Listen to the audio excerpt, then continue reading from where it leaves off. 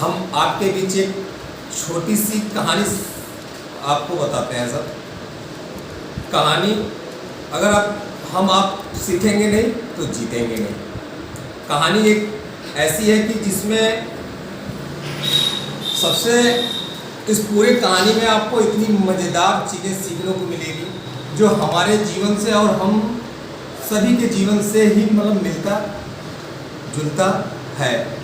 एक जादूगर था, तो उस जादूगर का पेशा ही था कि पर डे लोगों को जादू दिखा के और खुश करना और लोगों से पैसा कमाना।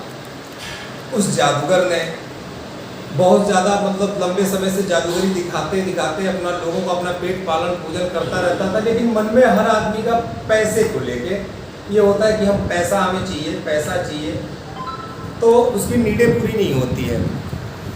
इसी तरह मतलब इस जादूगर के बारे में एक राजा थे, उनको जानकारी हुई, तो राजा ने इनको संदेश दिलवाया और संदेश दिलवाने के बाद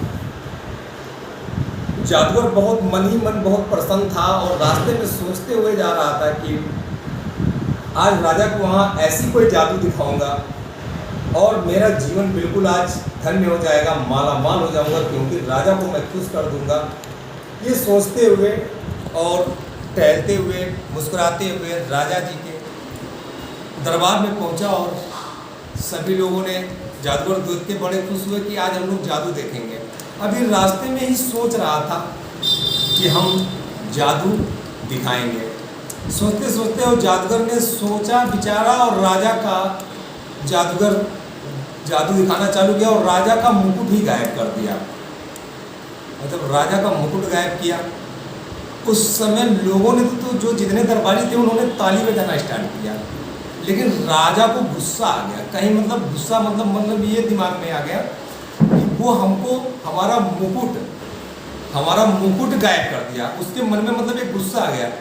राजा ने तुरंत अपने सैनिक या दरबारी जो भी उनके थे उनको आदेश दिया कि जादूगर को जेल कारावास कर दो, 6 महीने के लिए जेल, 6 महीने के लिए इसको जेल में डाल दीजिए।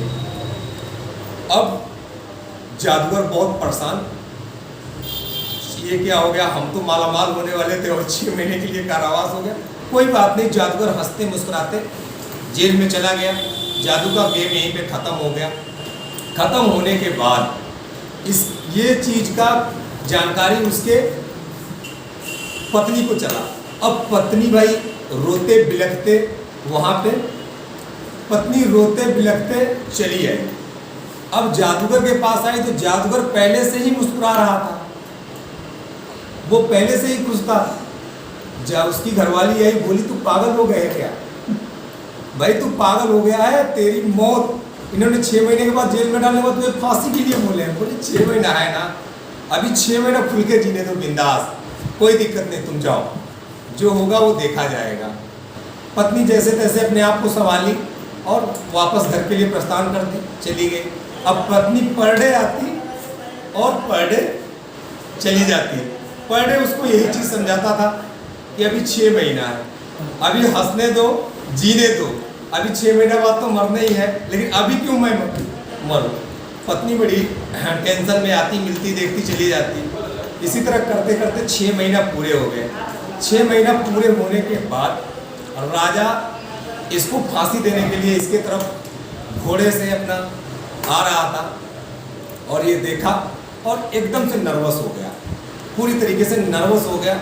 जैसे इसकी आंखों में आंसू, जैसे लगा कि हम एक अपना ये नकल बना लिया कि हमें मरना है। राजा आया, राजा ने मुस्कुराते हुए बोला कि तुम तो बड़े बड़े जादूगरी दिखाते थे ना भाई, आज ऐसा क्या हुआ कि तुम्हारे चेहरे पे रौनक खत्म हो गई, आंसू आ रहे, मरने की डर है क्या। बोला नहीं। बोला क्यों। बोला मुझे डर इस बात की नहीं है, मुझे डर दिक्कत इस बात की है कि मैं 1 साल पहले से एक जादू सीख रहा था कि मैं घोड़े को उड़ा दूंगा और मैं आज मर जाऊंगा, उस जादू का कोई काम ही नहीं लगेगा और मेरा वो मेहनत बेकार जाएगा। राजा कंफ्यूज। राजा ने बोला यार अगर ये जादू हमको मिल जाए और वो घोड़ा हमको मिल जाए तो हम सबसे लड़ाई करके सबसे सब कुछ करके हम सबसे विजय हो जाएंगे, जीत पा जाएंगे। अब वो ऐसा करने पे राजा ने इसको बोला कि कि चलो ठीक है, हम तुमको छोड़ देते हैं। और ये छोड़ने के बाद हमें ये जादू कंप्लीट करने के बाद वो घोड़ा हमको दे देना, और नहीं तो तुम्हारा फांसी तो कंप्लीट है। जादूगर बोला कोई बात नहीं सर। जादूगर यहाँ से घोड़ा लिया और अपने घर के लिए रवाना हो गया। घर पे उसके बहुत सारे रिश्तेदार आ गए थे, घर पे मातम फैली हुई थी, भाई राजा आदमी है, उससे कौन लड़ सकता है, मार देगा। घर पे गया और उसकी घरवाली, जब घरवाली के सामने पति हुआ, आज मरने का टाइम था, तो खुशी का मालूम ठिकाना नहीं। फिर भी पत्नी ने उससे जवाब किया कि तुम आखिर बचे तो कैसे बचे।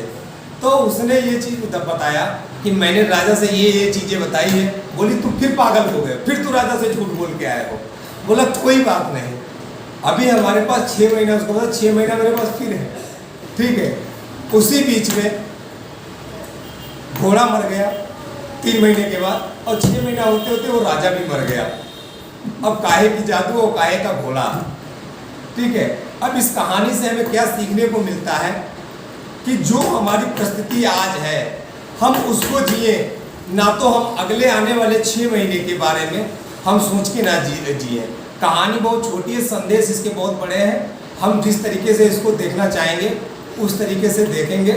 और कहानी का जो मेन है, कहना है कहानी का, जो हमें समझाने का तौर तरीके हैं, अगर हम अपने जीवन में सीखेंगे नहीं तो जीतेंगे नहीं। कहानी का यही समाप्त होता है।